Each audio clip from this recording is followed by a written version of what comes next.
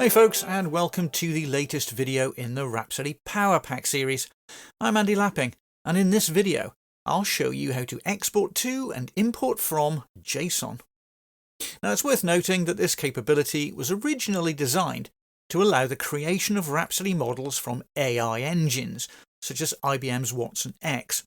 The idea being we could feed Watson X some data, for example requirements documents, and have it create an initial model for us, without needing to teach it Rhapsody's internal file format.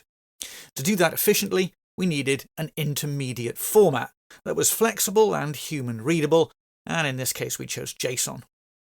Any AI engine can produce text in that format. All we needed to do was design a schema and an import tool.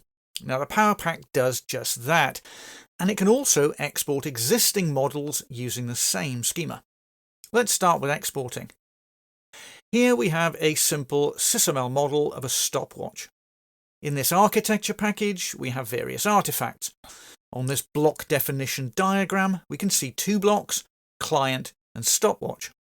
This internal block diagram shows parts based on those blocks, and those are connected through proxy ports typed by this interface block.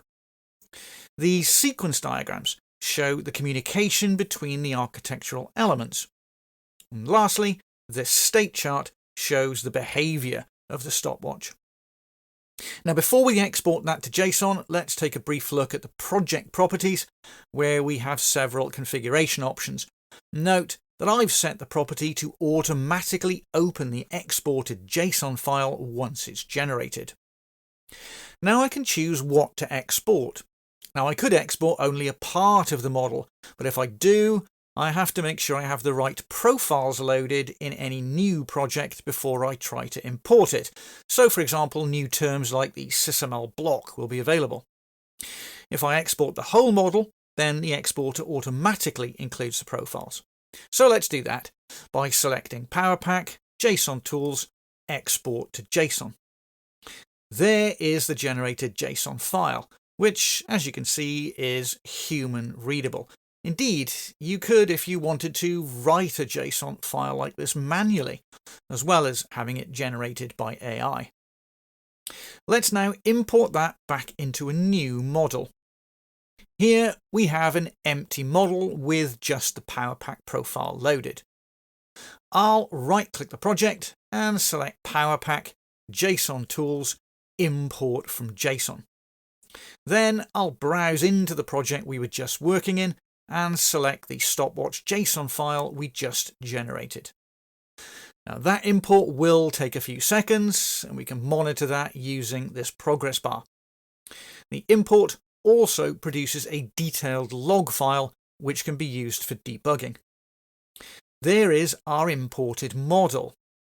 The block definition diagram has the client and the stopwatch. The internal block diagram has the parts, the ports and the interface, which has been correctly populated. The sequence diagrams have been faithfully reproduced. Even the state chart, however, the graphical layout is in this case decided by Rhapsody, so although it is semantically correct, it may not look exactly as it did in the original. But this entire model was created purely from the information in the JSON file. Now the schema is fully documented here in the Power Pack help, and of course you can generate samples simply by modelling them in Rhapsody and exporting them. Now this capability should still be considered effectively beta. It covers most of the modelling concepts in Rhapsody, but there may be some cases where it doesn't yet have coverage. And of course, you don't necessarily have to use AI. You could use the tool to design a template model and use the generated JSON as a starting point for new models using that import capability. Well, that's it for this video. Over the course of this series, we'll explore the rest of the Rhapsody Power Pack features that will greatly improve your Rhapsody user experience. So please do subscribe if you want to be notified as those videos get published. But for now, thanks for watching.